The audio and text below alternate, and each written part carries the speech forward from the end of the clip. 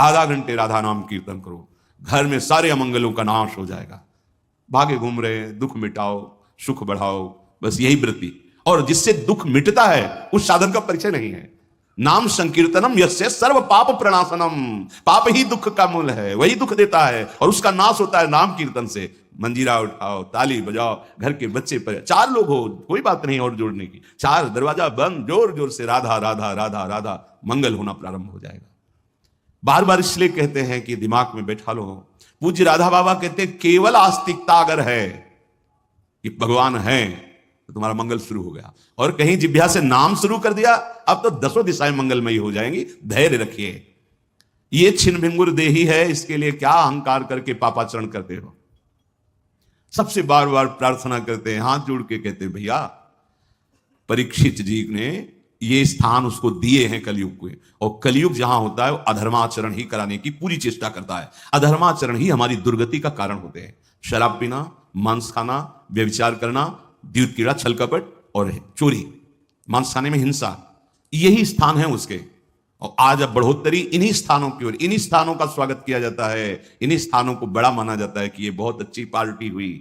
समझ में नहीं आ रहा तुम्हारा जीवन कहां जाना था, कहां पहुंच रहा है, कौन समझता है। सच्ची मानो, आप मौज के मार्ग में नहीं चल रहे, आप दुख के मार्ग में चल रहे हैं। आपके सुकृत जब नष्ट होंगे और दुष्कृत का परिणाम आएगा, तब सुधरने का चांस नहीं रह जाएगा। अभी समय है, आपकी बुद्धि काम कर रही, शरीर काम कर रहा है। जो अशुद्धाचरण हुए उनको भगवत भजन से भस्म कर दो। जीवन में जैसी परिस्थिति दी है, हम उस परिस्थिति में सहना सीखें, जीना सीखें। सुखद परिस्थिति में अभिमान न करें, दुखद परिस्थिति में शोक न करें, भगवत स्मरण करते हुए आगे बढ़े। यहां की उन्नति भी परिणाम में, हाथ में क्या लगेगा।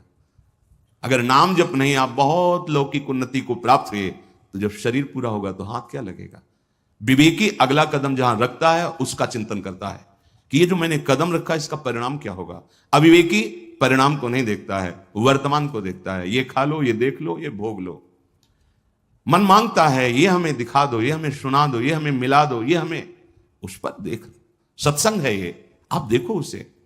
अगर वो गलत है तो उसकी बात ही मत मानो, उसको उच्चारण मत करो, उसका किसी भी तरह से सपोर्ट मत करो। वो वृत्ति उदय हुई है, नष्ट हो जाएगी, शाश्वत थोड़ी है। और आप उसको सपोर्ट करेंगे, उसे मैं में स्थान देंगे कि ये तो मेरी मांग है, धज्जियां उड़ा देगा।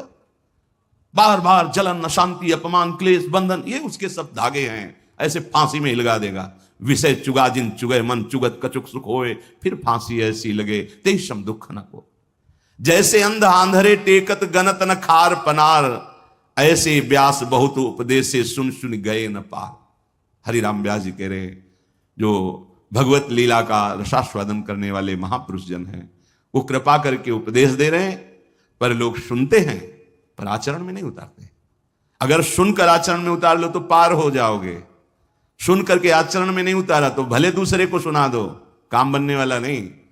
सुनो, मनन करो, आचरण में उतारो। ये मन विषय चिंतन करने वाला शत्रु है, भगवत चिंतन करने वाला मित्र है। ये मन विषय चिंतन करने वाला